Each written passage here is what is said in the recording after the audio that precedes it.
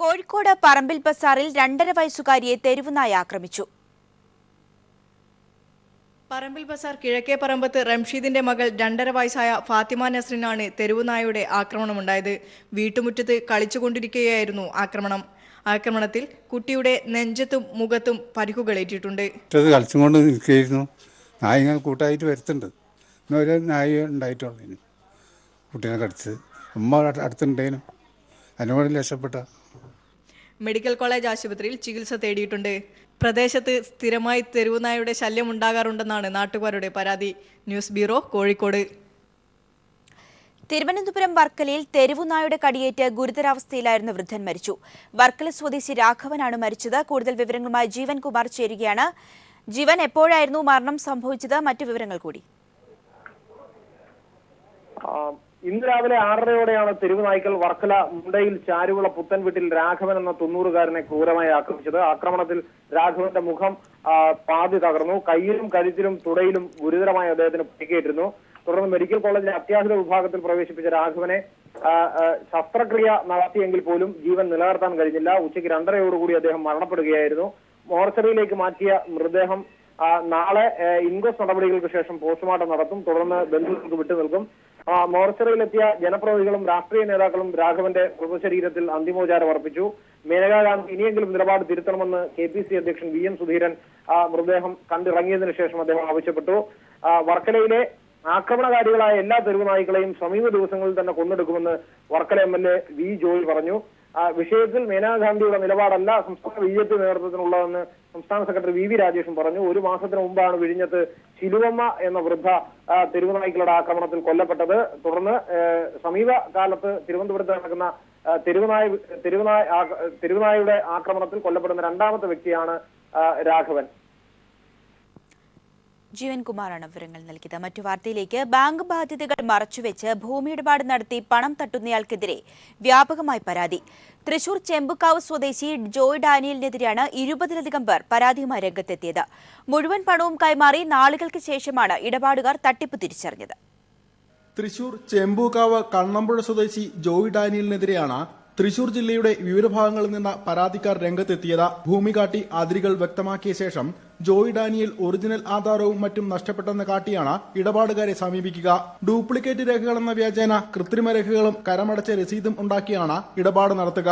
കൈമാറ്റം കഴിഞ്ഞ് നാളുകൾക്ക് ശേഷമാവും സ്ഥലത്തിന് ബാങ്ക് ബാധ്യതയുണ്ടെന്ന് വ്യക്തമാവുക. ലക്ഷങ്ങൾ മുടക്കി ഭൂമി വാങ്ങിയവർക്ക് കരമടയ്ക്കാൻ പോലും സാധിക്കില്ല. ഫണ്ട് കൊടുത്തു കഴിഞ്ഞപ്പോൾ അത് ബാങ്കിൽ വെച്ചിരിക്കുന്ന സ്ഥലങ്ങളായിരുന്നു കംപ്ലീറ്റ്. എന്നിട്ട് കരടയ്ക്കാൻ നോക്കിയപ്പോഴാണ് ഈ പറഞ്ഞോണം കരടയ്ക്കാൻ പറ്റിയില്ല. അപ്പോഴാണ് അത് ക്രിമിനൽ കേസ് ഞങ്ങൾക്ക് കൊടുക്കേണ്ടി വന്നത്. ജോയ് ഡാനിയലിന്റെ ഭാര്യ അനിത ജോയിയും വ്യാപകമായി പണം തട്ടിപ്പ് നടത്തിയെന്ന പരാതിയുണ്ട്. സ്ഥലം ഉപയോഗിച്ച് ബാങ്ക് ഇടപാടുകൾക്ക് ശ്രമിക്കുമ്പോഴാണ് തട്ടിപ്പ് തിരിച്ചറിയുക. ലോൺ എന്തിനാ 1 വർഷം കഴിഞ്ഞിട്ടും ലോണൊന്നും കിട്ടിയിട്ടില്ല. അപ്പൊ എന്താണെന്ന് ചോദിച്ചപ്പോൾ പറഞ്ഞു പേപ്പറൊന്നും ശരിയായിട്ടില്ലെന്ന്. അങ്ങനെ 1 വർഷം കഴിഞ്ഞപ്പോൾ വന്നിട്ട് പറമ്പ് ജപ്തി ചെയ്യാൻ ഫെഡറൽ ബാങ്കിൽ നിന്ന് ആൾക്കാർ വന്നു. അപ്പോഴാണ് ഞങ്ങൾ വിവരം അറിയുന്നത്. നിരവധി ബാങ്കുകളും 10-ലധികം വ്യക്തികളെയും ജോയ് ഡാനിയൽ തട്ടിപ്പിന് ഇരയാക്കിയിട്ടുണ്ട്.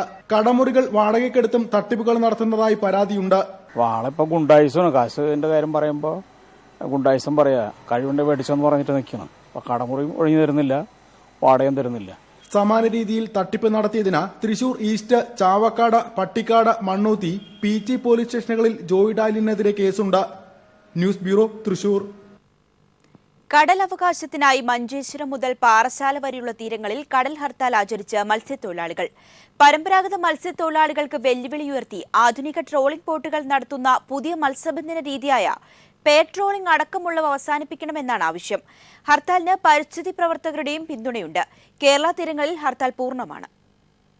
കടൽ സമ്പത്തിനെ മാത്രം ആശ്രയിച്ച് ഉപജീവനം നടത്തുന്ന പരമ്പരാഗത മത്സ്യത്തൊഴിലാളികളുടെ കടലവകാശങ്ങൾ സംരക്ഷിക്കണമെന്നാവശ്യപ്പെട്ടായിരുന്നു കേരള തീരങ്ങളിൽ തൊഴിലാളികൾ ഹർത്താൽ നടത്തിയത്. ഹർത്താലിൽ തീരം നിശ്ചലമായി. പെലാജിക് വലകളുടെ ഉപയോഗം കടലിന്റെ പാരിസ്ഥിതിക ഘടനയെ തകർത്ത് മത്സ്യസമ്പത്ത് പൂർണ്ണമായി നശിപ്പിക്കും. അതുകൊണ്ട് തന്നെ പെലാജിക് വലകളുടെ ഉപയോഗം കർശനമായി തടയുക എന്നതാണ് തൊഴിലാളികളുടെ പ്രധാന ആവശ്യം. മത്സ്യസമ്പത്ത് സംരക്ഷിക്കാനും മേഖലയുടെ സംതൃപ്തിക്കും വേണ്ടി കൊണ്ടുവന്ന നിയമങ്ങളെല്ലാം ഇന്ന് കാറ്റിൽ പരത്തിക്കൊണ്ട് ഒരു പറ്റം സ്വകാര്യ ഉടമകൾക്ക് നിരോധിക്കപ്പെട്ട വലകൾ ഉപയോഗിച്ചുകൊണ്ട് പെയർ ട്രോളിംഗ് നടത്താൻ പെയർ ട്രോളിംഗ് ബോട്ടുകളെ പിടിച്ചുകെട്ടുക, ട്രോളിംഗ് നിരോധനം 90 ദിവസമാക്കുക, കടലിലെയും കായലിലെയും ചെറുമത്സ്യങ്ങളെ പിടിക്കുന്നത് തടയുക എന്നിങ്ങനെയുള്ള ആവശ്യങ്ങളും തൊഴിലാളികൾ ഉന്നയിക്കുന്നുണ്ട്. ഹർത്താലിന് പരിസ്ഥിതി പ്രവർത്തകരുടെയും പിന്തുണയുണ്ട്. ഇവിടെ മത്സ്യസമ്പത്തിൻ്റെ നാശം എന്ന് പറഞ്ഞാൽ കേരളത്തിൻ്റെ കയറ്റുമതിയുടെ നാശമാണ്, മറ്റ് സമാന്തര മേഖലകളിലെ തൊഴിലിൻ്റെ നാശമാണ്. ഇതെല്ലാം പരിഗണിക്കുമ്പോൾ ഇവർ ഉന്നയിക്കുന്ന ആവശ്യം വളരെ ശാസ്ത്രീയമാണ്. കൊച്ചിയിൽ നടന്ന പണിമുടക്കിൽ തൊഴിലാളികൾ അഴിമുഖം ചുറ്റി വൈപ്പിൻ ഹാർബറിലേക്ക് പ്രതിഷേധം സംഘടിപ്പിച്ചു. നിരവധി പരമ്പരാഗത മത്സ്യത്തൊഴിലാളികൾ പ്രതിഷേധത്തിൽ പങ്കെടുത്തു. പെലാജിക് വലകളും പെയർ ട്രോളിംഗ് ബോട്ടുകളും പ്രതീകാത്മകമായി കത്തിച്ച് തൊഴിലാളികൾ വരാനിരിക്കുന്ന പ്രക്ഷോഭത്തിന്റെ മുന്നറിയിപ്പ് നൽകി. മഞ്ചേശ്വരം മുതൽ പാറശാല വരെ കടലവകാശ സംരക്ഷണത്തിനായി ഇവർ നടത്തുന്ന ഈ സമരം സൂചന മാത്രമാണ്. പരമ്പരാഗത മത്സ്യത്തൊഴിലാളികളെയും മത്സ്യസമ്പത്തിനെയും സംരക്ഷിക്കാനായി അടിയന്തരമായ സർക്കാർ ഇടപെടലാണ് ഇവരുടെ ആവശ്യം. കൊച്ചിയിൽ നിന്നും ക്യാമറാമാൻ അഭിലാഷ് നിലമ്പൂരിനൊപ്പം അലക്സ് റാം മുഹമ്മദ്. ഇടുക്കിയിൽ തുലാമഴ ചതിച്ചാൽ ഇത്തവണ സംസ്ഥാനം ഇരുട്ടിലാകും. ഡാമിൽ അവശേഷിക്കുന്നത് 106 ദിവസത്തേക്ക് വൈദ്യുതി ഉൽപ്പാദിപ്പിക്കുവാനുള്ള ജലം മാത്രമാണ്. തുലാമഴയുടെ കുറവും വേനൽക്കാലത്തെ ചൂടും ഇക്കുറി സംസ്ഥാനത്തെ ഇരുട്ടിലാക്കും. സംസ്ഥാനത്തെ ഏറ്റവും വലിയ ജലവൈദ്യുത പദ്ധതിയായ ഇടുക്കിയിൽ 959 മില്യൺ യൂണിറ്റ് വൈദ്യുതി ഉൽപ്പാദിപ്പിക്കാനുള്ള ജലം മാത്രമാണ് അവശേഷിക്കുന്നത്. പ്രതിദിനം 9 മില്യൺ യൂണിറ്റ് വൈദ്യുതിയാണ് ഇടുക്കി പദ്ധതിയുടെ ഭാഗമായ മൂലമറ്റം പവർ ഹൌസിൽ ഉൽപ്പാദിപ്പിക്കുന്നത്. ഇതേ അളവിൽ വൈദ്യുതി ഉൽപ്പാദിപ്പിച്ചാൽ ഫെബ്രുവരി 5-ാം തീയതിയോടെ വൈദ്യുതി ഉൽപ്പാദനം നിലയ്ക്കും. പിന്നീട് വരുന്ന വേനൽക്കാലത്തും സ്ഥിതി വഷളാകും. ഈ സാഹചര്യത്തിൽ പുറത്തുനിന്നും വൈദ്യുതി വാങ്ങുകയോ വൈദ്യുതി നിയന്ത്രണം വരുത്തുവാൻ സംസ്ഥാനം നിർബന്ധിതമാവുകയോ ചെയ്യും. ഞായറാഴ്ച 2348.56 ആണ് ഡാമിലെ ജലനിരപ്പ്. കഴിഞ്ഞ വർഷം ഇതേ സമയം 2362.04 ആയിരുന്നു ജലനിരപ്പ്. News bureau, Idukki.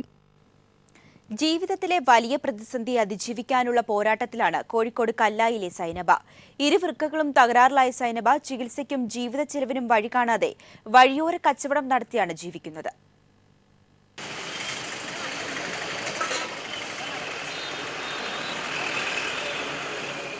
കോഴിക്കോട് ഫറോക്ക് റോഡിൽ കല്ലായിപ്പാലത്തിനടുത്തായി രാവിലെ മുതൽ വൈകുന്നേരം വരെ സൈനബയും രാജുവും ഉണ്ടാകും.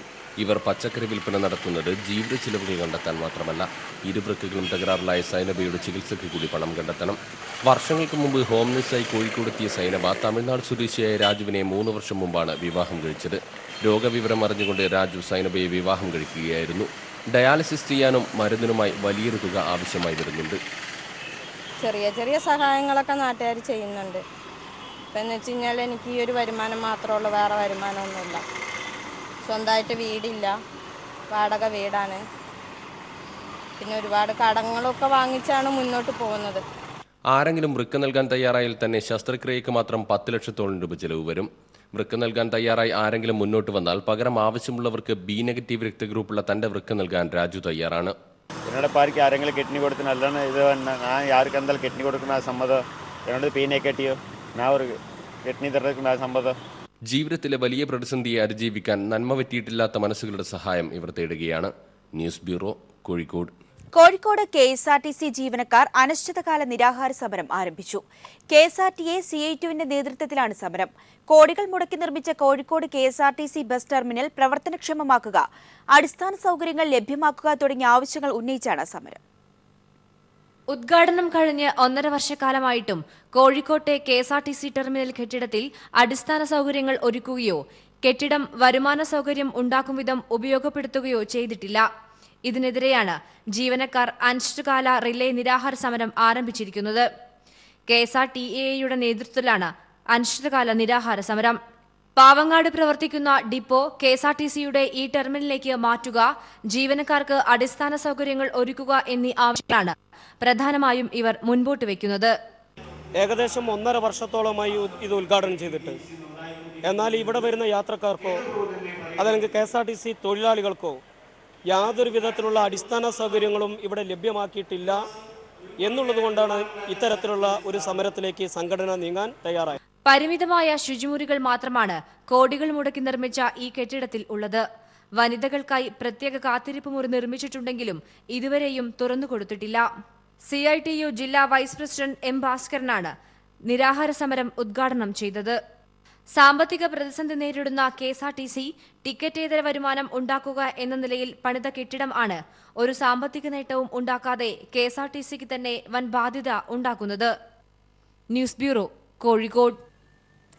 ചന്ദ്രബോസ് വധക്കേസ് പ്രതി നിസാമിന്റെ ഫോൺ വിളിയിൽ ജയിലിൽ സുരക്ഷാ പാളിച്ച ഉണ്ടായിട്ടില്ലെന്ന് മുഖ്യമന്ത്രി പിണറായി വിജയൻ.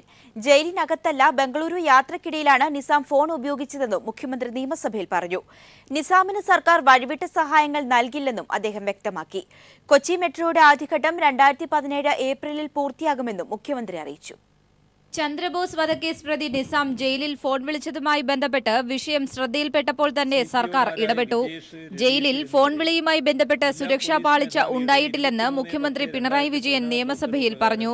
ബംഗളൂരു യാത്രക്കിടെയാണ് നിസാം ഫോൺ ഉപയോഗിച്ചതെന്നും മുഖ്യമന്ത്രി വ്യക്തമാക്കി. ജയിലിന് പുറത്തുവെച്ച് നടന്ന സംഭവമായതിനാൽ ഇക്കാര്യത്തിൽ ജയിൽ സുരക്ഷാ പാളിച്ച ഉണ്ടായിട്ടില്ല എന്നും ജയിൽ ഉദ്യോഗസ്ഥർക്ക് വീഴ്ചയുണ്ടായിട്ടില്ല എന്നും അന്വേഷണത്തിൽ വ്യക്തമായിട്ടുണ്ട്. അനാവശ്യമായ സൗകര്യങ്ങൾ, ഏതെങ്കിലും തരത്തിൽ വഴിവിട്ട സൗകര്യം ഈ നിഷാമിന് നൽകുന്നതിനോട് സർക്കാരിന് യാതൊരു യോജിപ്പുമില്ല. അങ്ങനെ ഒരു കാര്യം സംഭവിക്കില്ല.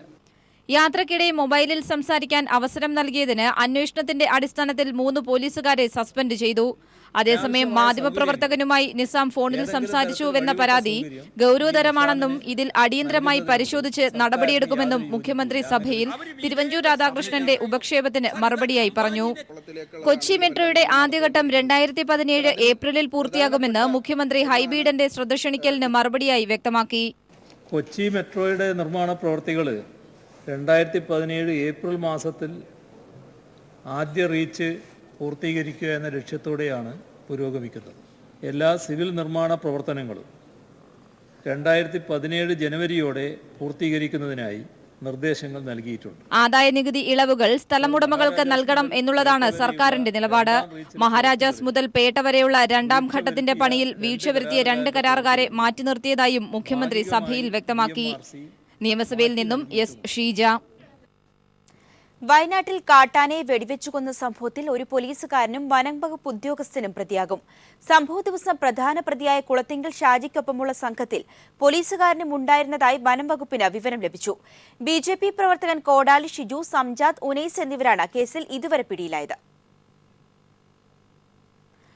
നിലമ്പൂർ നഞ്ചൻകോട് റെയിൽപാതയ്ക്കൊപ്പമുള്ള DMRCയുടെ സർവേയും അനിശ്ചിതത്വത്തിൽ. കേരള സർക്കാർ അനുവദിച്ച 8 കോടി രൂപ ഉദ്യോഗസ്ഥർ കൈമാറാത്തതാണ് സർവേ സാമ്പത്തിക പ്രതിസന്ധിയിലാക്കിയത്. നിലമ്പൂർ നഞ്ചൻകോട് റെയിൽപാതയുടെ survey Delhi metro rail corporation ആദ്യഘട്ടം പൂർത്തിയാക്കേണ്ട സമയം പിന്നിട്ടു. പക്ഷേ ഒന്നും തുടങ്ങിയിട്ടു പോലുമില്ല. ഇതിനായി സംസ്ഥാന സർക്കാർ 8 കോടി രൂപ അനുവദിച്ചിട്ടുണ്ട്. ആദ്യ ഗഡുവായി 2 കോടി രൂപ DMRC ആവശ്യപ്പെട്ടു. 4 മാസമായി ഇതിനായി ഓഫീസുകളിൽ കയറിയിറങ്ങുന്നു. സർക്കാർ പണം നൽകിയിട്ടും ഉദ്യോഗസ്ഥർ കൈമാറുന്നില്ലെന്നാണ് ആക്ഷേപം. കഴിഞ്ഞ റെയിൽവേ ബജറ്റിലാണ് ഈ പാതയ്ക്ക് വീണ്ടും അനുമതി ലഭിച്ചത്. തുടർന്ന് സംയുക്ത സംരംഭമായി നടപ്പാക്കാൻ കേരള സർക്കാർ റെയിൽവേയുമായി ധാരണാപത്രം ഒപ്പുവെക്കുകയും ചെയ്തു. സർവേയും പദ്ധതി രേഖയും പൂർത്തിയായാൽ മാത്രമേ സംയുക്ത കമ്പനിക്ക് കീഴിൽ പാതയുടെ നിർമ്മാണം തുടങ്ങാനാവൂ. മൈസൂരിലെ മലയാളികൾ ഏറെ പ്രതീക്ഷയോടെ കാത്തിരിക്കുന്ന ഈ പാത അട്ടിമറിക്കാനുള്ള ശ്രമങ്ങൾ നടക്കുന്നുവെന്ന ആരോപണങ്ങൾക്കിടെ ഈ സാമ്പത്തിക പ്രതിസന്ധിയും വലിയ ദുരൂഹത ഉയർത്തുന്നു. മലപ്പുറത്തു നിന്നും ക്യാമറാമാൻ ജയേഷ് വില്ലോടിക്കൊപ്പം KT സാലിഹ്. DCC പ്രസിഡന്റ് സ്ഥാനത്തിനായുള്ള പിടിവലിക്കിടെ മുൻമന്ത്രി CN ബാലകൃഷ്ണനെതിരെ തൃശൂർ നഗരത്തിൽ പോസ്റ്ററുകൾ പ്രത്യക്ഷപ്പെട്ടു. കോൺഗ്രസിന്റെ ശാപമായി അധികാരമോഹി CN ബാലകൃഷ്ണനെ ഒറ്റപ്പെടുത്തണം എന്നാവശ്യപ്പെട്ടാണ് പോസ്റ്റർ പതിപ്പിച്ചിരിക്കുന്നത്. ജനാധിപത്യ ഐ ഗ്രൂപ്പ് എന്ന പേരിലാണ് പോസ്റ്ററുകൾ. മകളെ മേയറാക്കാൻ CN ബാലകൃഷ്ണൻ ഗാന്ധി ഘാതകരെ കൂട്ടുപിടിച്ചെന്നും പോസ്റ്ററിൽ ആരോപണം. തൃശൂർ ജില്ലാ കോൺഗ്രസ് അധ്യക്ഷ സ്ഥാനത്തിനായി CN ബാലകൃഷ്ണൻ കച്ചകെട്ടി ഇറങ്ങിയതോടെ ഗ്രൂപ്പ് ഭേദമില്ലാതെ എതിർപ്പുകൾ ശക്തമായിരുന്നു. പിന്നാലെയാണ് CN ബാലകൃഷ്ണനെതിരെ പോസ്റ്ററുകൾ എത്തിയത്. കോൺഗ്രസിന്റെ ശാപമായ അധികാരമോഹി CN ബാലകൃഷ്ണനെ ഒറ്റപ്പെടുത്തുക എന്നാവശ്യപ്പെട്ടാണ് ജനാധിപത്യ ഐ ഗ്രൂപ്പ് എന്ന പേരിൽ പോസ്റ്റർ പതിച്ചത്. സ്വന്തം മകളെ മേയറാക്കാൻ ഗാന്ധിഘാതകരെ കൂട്ടുപിടിച്ച നേതാവാണ് CN എന്നും ആരോപണമുണ്ട്. മുതിർന്ന നേതാക്കൾ വിട്ടുനിൽക്കണമെന്ന AK ആന്റണിയുടെ പ്രസ്താവന ചൂണ്ടിക്കാട്ടി CN വിരമിക്കേണ്ട സമയമായെന്നും പോസ്റ്ററുകൾ പറഞ്ഞുവെക്കുന്നു. വന്ധ്യവയോധികരെ DCC പ്രസിഡന്റ് സ്ഥാനത്തേക്ക് പരിഗണിക്കരുതെന്ന മുതിർന്ന ഐ ഗ്രൂപ്പ് നേതാവ് വി ബൽറാം പ്രതികരിച്ചിരുന്നു. പാർട്ടിയെ തോൽവിയിലേക്ക് നയിച്ചവരെ പ്രസിഡന്റാക്കിയാൽ സർവനാശം സംഭവിക്കുമെന്ന് അനിലക്കര MLAയും ആഞ്ഞടിച്ചു. യുവാക്കൾക്ക് അവസരം നൽകണമെന്ന ഒളിയമ്പുമായി സുധീരപക്ഷവും രംഗത്തെത്തിയിരുന്നു. ഇതുകൊണ്ടൊന്നും പിൻവാങ്ങാൻ CN തയ്യാറായില്ല. അവസാന പട്ടികയിൽ സുധീരപക്ഷത്തിന്റെ പിന്തുണയുള്ള TN പ്രതാപനൊപ്പം കടന്നുകൂടാനുള്ള ശ്രമവും നടത്തിവരികയാണ്. ഇതിനിടെയാണ് CN ബാലകൃഷ്ണനെതിരെ തൃശൂർ നഗരത്തിൽ വ്യാപകമായി പോസ്റ്ററുകൾ എത്തിയത്. News bureau, Thrissur. ഗവേഷക മേഖലയിൽ വിവിധ പ്രശ്നങ്ങൾ ഉന്നയിച്ച് കേരള യൂണിവേഴ്സിറ്റി കാര്യവട്ടം ക്യാമ്പസിന് മുന്നിൽ SFI നടത്തിവരുന്ന സമരം പുതിയ ഘട്ടത്തിലേക്ക്. സമരകേന്ദ്രം നഗരത്തിലെ സർവകലാശാല ആസ്ഥാനത്തിന് മുന്നിലേക്ക് മാറ്റാനാണ് SFIയുടെ തീരുമാനം. നവംബർ 8-ാം തീയതി മുതൽ സർവകലാശാല ആസ്ഥാനത്തിന് മുന്നിൽ അനിശ്ചിതകാല രാപ്പകൽ സമരം ആരംഭിക്കാനും ബഹുജന വിദ്യാർത്ഥി മാർച്ച് സംഘടിപ്പിക്കാനും സമരസമിതി തീരുമാനിച്ചു. 28 ദിവസങ്ങൾ പിന്നിട്ടിട്ടും സമരക്കാരുമായി ചർച്ചയ്ക്ക് പോലും വൈസ് ചാൻസലർ PK രാധാകൃഷ്ണൻ തയ്യാറാവാത്ത സാഹചര്യത്തിലാണ് സമരം പാളയത്ത് സർവകലാശാല ആസ്ഥാനത്തേക്ക് മാറ്റാൻ SFI ആലോചിക്കുന്നത്. ഇന്നത്തെ വിദ്യാർത്ഥി മാർച്ചോടെ സമരം കൂടുതൽ ശക്തമാവും. നവംബർ 2-ന് CPIM സംസ്ഥാന സെക്രട്ടറി കോടിയേരി ബാലകൃഷ്ണൻ പങ്കെടുക്കുന്ന ബഹുജന മാർച്ച് സംഘടിപ്പിക്കും. 5-ാം തീയതിയിലെ സെനറ്റ് യോഗത്തിലേക്ക് യുവജന വിദ്യാർത്ഥി മാർച്ച് നടത്തും. നവംബർ 8-ാം തീയതി മുതൽ സർവകലാശാല ആസ്ഥാനത്തിന് മുന്നിൽ രാപ്പകൽ സമരം ആരംഭിക്കുമെന്ന് സമരസഹായ കമ്മിറ്റിയുടെ ചെയർമാൻ V. ശിവൻകുട്ടി പറഞ്ഞു. ഒരു ഏകാധിപത്യപരമായിട്ടുള്ള സമീപനമാണ് കേരള സർവകലാശാല വൈസ് ചാൻസലർ സ്വീകരിച്ചുകൊണ്ടിരിക്കുന്നത്. അദ്ദേഹത്തിന് കേരള ഗവൺമെന്റിനോടോ കേരള സർവകലാശാലയുടെ കീഴിലുള്ള വിദ്യാർത്ഥി സമൂഹത്തോടോ ഒന്നും അല്ല പ്രതിബദ്ധതയുള്ളത്. അദ്ദേഹത്തിന് നിയന്ത്രിക്കുന്നത് ഏതോ കേന്ദ്രത്തിലാണെന്നുള്ള കാര്യം വ്യക്തമാണ്. തങ്ങളുടെ വൈസ് ചാൻസലർ അദ്ദേഹത്തിന് എന്തെങ്കിലും മനപ്രയാസം ഉണ്ടാകുന്ന വാക്കുകൾ തങ്ങളിൽ നിന്നുണ്ടായിട്ടുണ്ടെങ്കിൽ അദ്ദേഹത്തിനോട് നേരിട്ട് ഖേദം പ്രകടിപ്പിക്കുവാനും മാപ്പ് പറയാനും തയ്യാറാണെന്ന് പറഞ്ഞിട്ട് പോലും അദ്ദേഹം വഴങ്ങാത്ത ഒരു സ്ഥിതിവിശേഷമാണ് നിലനിൽക്കുന്നത്. ഗവേഷക മേഖലയിലെ വിവിധ പ്രശ്നങ്ങൾ ഉന്നയിച്ച് സെപ്റ്റംബർ 29 മുതൽ കേരള യൂണിവേഴ്സിറ്റിയുടെ കാര്യവട്ടം ക്യാമ്പസിന് മുന്നിൽ SFI സമരം നടത്തിവരികയാണ്. സമരക്കാരുമായി ചർച്ച പോലും നടത്തില്ലെന്ന് വൈസ് ചാൻസലറും സമരം കടുപ്പിക്കുമെന്ന് SFIയും തീരുമാനിച്ചതോടെ കേരള യൂണിവേഴ്സിറ്റി സമര കലുഷിതമാവുകയാണ്. News bureau, Thiruvananthapuram. Anjarakandy medical കോളേജിൽ തൊഴിലാളികൾ നടത്തിവരുന്ന സമരം 43 ദിവസം പിന്നിട്ടു. അതേസമയം മെഡിക്കൽ കോളേജ് മലപ്പുറത്തേക്ക് മാറ്റുന്നുവെന്ന മാനേജ്മെന്റ് ഭീഷണി തട്ടിപ്പാണെന്നും മെഡിക്കൽ കോളേജ് ഭൂമി സർക്കാരിലേക്ക് തിരിച്ചു പോകുമെന്ന ബോധ്യം കൊണ്ടാണെന്നും തൊഴിലാളികൾ പ്രതികരിച്ചു. അഞ്ചരക്കണ്ടി മെഡിക്കൽ കോളേജിൽ 500-ലധികം വരുന്ന ജീവനക്കാർക്ക് മിനിമം വേതനവും ബോണസും നൽകണമെന്ന് ആവശ്യപ്പെട്ടുകൊണ്ട് CITU ആരംഭിച്ച സമരം 43 ദിവസം പിന്നിട്ടു. ഓഗസ്റ്റ് 2-ന് ജില്ലാ ലേബർ ഓഫീസർ വിളിച്ചു ചേർത്ത ചർച്ചയിൽ തീരുമാനമാകാത്തതിനെ തുടർന്ന് തൊഴിലാളി യൂണിയനുകൾ വീണ്ടും മാനേജ്മെന്റുമായി ചർച്ച നടത്തിയെങ്കിലും തീരുമാനങ്ങൾ നടപ്പിലാക്കാൻ മാനേജ്മെന്റ് തയ്യാറായിട്ടില്ല. സംയുക്ത തൊഴിലാളി യൂണിയൻ സമരം ആരംഭിച്ചു കഴിഞ്ഞു. CPIM കേന്ദ്ര കമ്മിറ്റി അംഗം MC ജോസഫൈൻ 43-ാം ദിവസ സമരം ഉദ്ഘാടനം ചെയ്തു. സ്വകാര്യ ആശുപത്രി മേഖലയ്ക്ക് കടിഞ്ഞാണിടാൻ, ജീവനക്കാർക്ക് മാന്യമായിട്ടുള്ള ശമ്പളം കൊടുക്കാൻ, മറ്റെല്ലാ മേഖലയിലും തൊഴിലാളികൾക്ക് ലഭിക്കുന്നത് പോലെയുള്ള തൊഴിൽ സൗകര്യങ്ങൾ, മെച്ചപ്പെട്ട സേവന വേതന വ്യവസ്ഥകൾ അനുഭവിക്കാൻ അവകാശമുള്ളവരാണ് സ്വകാര്യ ആശുപത്രി മേഖലയിലെ ജീവനക്കാർ. CITU സമരത്തെ തുടർന്ന് കോളേജ് മലപ്പുറത്തേക്ക് നീക്കുന്നുവെന്ന മാനേജ്മെന്റ് പ്രഖ്യാപനം തട്ടിപ്പാണെന്നും സർക്കാർ ലീസിന് നൽകി വന്ന ഭൂമി ജബ്ബാർ ഹാജി തിരിച്ചേൽപ്പിക്കേണ്ടി വരുമെന്നും മനസ്സിലാക്കിയുള്ള പ്രഖ്യാപനമാണെന്നും തൊഴിലാളികൾ പറയുന്നു. സർക്കാരിന്റെ ഭൂമിയായിട്ട് തന്നെ തിരിച്ച് സർക്കാരിലേക്ക് ലീസിന് കൊടുത്ത സമയം കഴിയുന്നതോടുകൂടി സർക്കാരിലേക്ക് തിരിച്ചു പോകണം. ഇപ്പോൾ അദ്ദേഹം ആ കേസ് അദ്ദേഹത്തിന് എതിരായി വരാൻ വേണ്ടി പോകുന്നുണ്ട് എന്നുള്ളത് മനസ്സിലാക്കിയിട്ടാവണം ഇവിടെ ഇനി തുടർന്ന് പോകാൻ വേണ്ടി കഴിയില്ല എന്നുള്ള വസ്തുത തിരിച്ചറിഞ്ഞതുകൊണ്ടാവണം ഇവിടെ നിന്ന് മാറി മറ്റെവിടത്തേക്കും പോകുന്നതും. അല്ലാതെ ഈ ഒരു സമരത്തിന് ഭയന്നിട്ട് പോകേണ്ട ആളൊന്നും ജബ്ബാർ ഹാജി എന്നുള്ള ഒരു അഭിപ്രായം ഞങ്ങൾ. News bureau, Kannur. വെടിക്കെട്ടിനായി നിരോധിത രാസവസ്തുക്കൾ ഉപയോഗിച്ചെന്ന് കണ്ടെത്തിയതിനെ തുടർന്ന് തൃശൂർ പൂരം വെടിക്കെട്ട് നടത്തിപ്പുകാരുടെ ലൈസൻസുകൾ റദ്ദാക്കി. പാറമേക്കാവ്, തിരുവമ്പാടി വിഭാഗങ്ങൾക്കായി വെടിക്കെട്ടൊരുക്കിയവരുടെ ലൈസൻസാണ് സസ്പെൻഡ് ചെയ്തത്. ഇക്കഴിഞ്ഞ പൂരം വെടിക്കെട്ടിനിടെ ശേഖരിച്ച സാമ്പിളുകളിൽ പൊട്ടാസ്യം ക്ലോറേറ്റ് അടക്കമുള്ള നിരോധിത മരുന്നുകൾ കണ്ടെത്തിയതോടെയാണ് ADMന്റെ നടപടി. 110 പേരുടെ ജീവനെടുത്ത കൊല്ലം പുറ്റിങ്ങൽ ക്ഷേത്രത്തിലെ മത്സരക്കമ്പത്തിന് ഉപയോഗിച്ച നിരോധിത രാസവസ്തുവാണ് പൊട്ടാസ്യം ക്ലോറേറ്റ്. ഇക്കഴിഞ്ഞ ഏപ്രിൽ മാസത്തിൽ നടന്ന തൃശൂർ പൂരം വെടിക്കെട്ടിനും പൊട്ടാസ്യം ക്ലോറേറ്റ് അടക്കമുള്ള നിരോധിത വസ്തുക്കൾ ഉപയോഗിച്ചു എന്നാണ് കണ്ടെത്തൽ. വെടിക്കെട്ടിനിടെ ശേഖരിച്ച സാമ്പിളുകളുടെ പരിശോധന പൂർത്തിയാക്കിയപ്പോഴാണ് എക്സ്പ്ലോസീവ് ചട്ടങ്ങൾക്ക് വിരുദ്ധമായ മരുന്നുകൾ ഉപയോഗിച്ചിരുന്നതായി തെളിഞ്ഞത്. ഡെപ്യൂട്ടി ചീഫ് എക്സ്പ്ലോസീവ് കൺട്രോളറുടെ പരിശോധനാ റിപ്പോർട്ടിനെ തുടർന്ന് ലൈസൻസിംഗ് അതോറിറ്റിയായ ADM വെടിക്കെട്ട് നടത്തിപ്പുകാരുടെ ലൈസൻസുകൾ റദ്ദാക്കി. പാറമേക്കാവ് വിഭാഗത്തിനായി കരാർ ഏറ്റിരുന്ന സ്റ്റിബിൻ സ്റ്റീഫൻ, തിരുവമ്പാടി വിഭാഗത്തിലെ സതീഷ് PM എന്നിവരുടെ ലൈസൻസുകളാണ് സസ്പെൻഡ് ചെയ്തത്.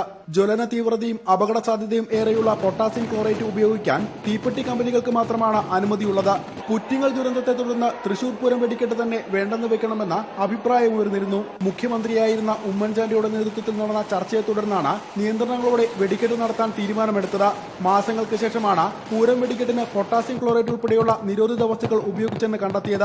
അനുമതിയില്ലാതെ പൊട്ടാസ്യം ക്ലോറേറ്റ് ശേഖരിച്ചതിനും ഉപയോഗിച്ചതിനും വെടിക്കെട്ട് ലൈസൻസുകൾക്കെതിരെ അന്വേഷണം ഉണ്ടായേക്കുമെന്നാണ് സൂചന.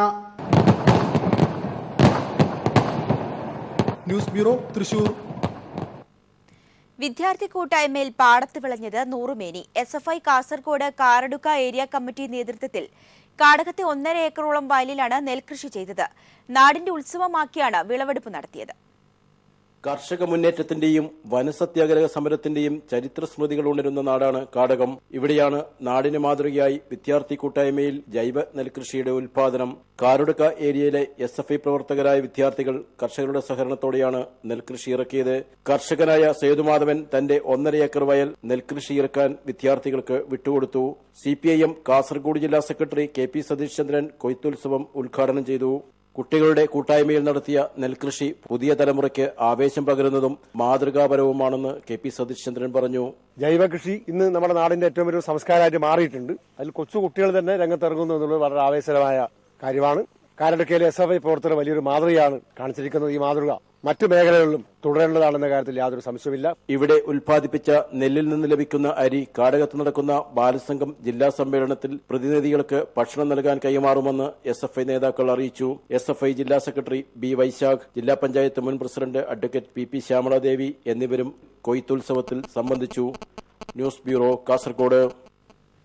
ആറന്മുള വിമാനത്താവള പദ്ധതി പ്രദേശത്ത് നികത്തിയ വലിയ തോട്ടിൽ നിന്നും നീർച്ചാലുകളിൽ നിന്നുമായി സംസ്ഥാന ജലവിഭവ വകുപ്പിന് ആലപ്പുഴയിൽ ജലശുദ്ധീകരണ പ്ലാന്റ് സ്ഥാപിക്കാൻ മണ്ണ് നൽകാൻ തീരുമാനമായി. 15,000 ക്യൂബിക് മീറ്റർ മണ്ണാണ് ഇതിനായി ആറന്മുളയിൽ നിന്നും നൽകുന്നത്. 2 വർഷങ്ങൾക്ക് മുൻപാണ് മണ്ണ് നീക്കി തോട് പുനഃസ്ഥാപിക്കാൻ ഹൈക്കോടതി ഉത്തരവിട്ടത്. എന്നാൽ പലതവണയായി പണികൾ മുടങ്ങിക്കിടക്കുകയായിരുന്നു. ആറന്മുള വിമാനത്താവള പദ്ധതി പ്രദേശത്ത് വലിയ തോട്ടിൽ നിന്നും നീർച്ചാലിൽ നിന്നുമായി 85,000 ക്യൂബിക് മീറ്റർ മണ്ണാണ് മാറ്റാനുള്ളത്. മുൻ ഭൂവുടമ എബ്രഹാം കലമണ്ണിൽ ജില്ലാ കലക്ടർ ആവശ്യപ്പെട്ടിട്ടും മണ്ണ് നീക്കാത്തതിനാലാണ് കലമണ്ണിലിനെ ഒഴിവാക്കി KSTPക്കോ റെയിൽവേക്കോ മണ്ണ് നൽകാൻ നോക്കിയത്. ഇവർക്ക് താൽപര്യമില്ല എന്ന് ജില്ലാ കലക്ടറെ അറിയിച്ചതോടെ സംസ്ഥാന ജലവിഭവ വകുപ്പിന് ആലപ്പുഴയിൽ ജലശുദ്ധീകരണ പ്ലാന്റ് സ്ഥാപിക്കാൻ ആറന്മുളയിൽ നിന്നും 15,000 ക്യൂബിക് മീറ്റർ മണ്ണ് നൽകാൻ തീരുമാനിക്കുകയായിരുന്നു. ആലപ്പുഴ ജില്ലയിലെ ഒരു വാട്ടർ ട്രീറ്റ്മെന്റ് പ്ലാന്റിന് വേണ്ടിയിട്ട് മണ്ണ് ആവശ്യമുണ്ടെന്ന് ഇവിടെ ഒരു റിക്വസ്റ്റ് വരികയും അതനുസരിച്ചിട്ട് ആ റിക്വസ്റ്റ് സത്യമാണോ എന്നറിയാൻ വേണ്ടി അവിടുത്തെ പ്രോജക്ട് മാനേജറോട്, പ്രോജക്റ്റിന്റെ വാട്ടർ അതോറിറ്റിയുടെ പ്രോജക്റ്റിന്റെ മാനേജറോട് നമ്മൾ ചോദിക്കുകയും അവരത് 15,000 m ക്യൂബ് ആവശ്യമുണ്ടെന്ന് അറിയിക്കുകയും ചെയ്തിട്ടുണ്ട്. അതനുസരിച്ചിട്ട് 15,000 m ക്യൂബ് മാറ്റാനായിട്ട് മണ്ണ് നീക്കം ചെയ്യാനായിട്ട് തീരുമാനിക്കുകയും മൈനിംഗ് ആൻഡ് ജിയോളജിക്കൽ വകുപ്പ് മണ്ണിനുള്ള ലോയാലിറ്റിയും വിലയും നിശ്ചയിച്ചു നൽകും. 3 മാസങ്ങൾക്കകം മണ്ണ് നീക്കണം. തഹസിൽദാറും മൈനർ ഇറിഗേഷൻ ഉദ്യോഗസ്ഥരും മാറ്റുന്ന മണ്ണിന്റെ അളവും സ്ഥലവും എല്ലാ ദിവസവും പരിശോധിക്കും. ശേഷിക്കുന്ന 70,000 ക്യൂബിക് മീറ്റർ മണ്ണ് നീക്കുന്ന കാര്യത്തിലും ഉടൻ തീരുമാനമുണ്ടാകുമെന്നും ജില്ലാ കളക്ടർ അറിയിച്ചു. News bureau, Pathanamthitta.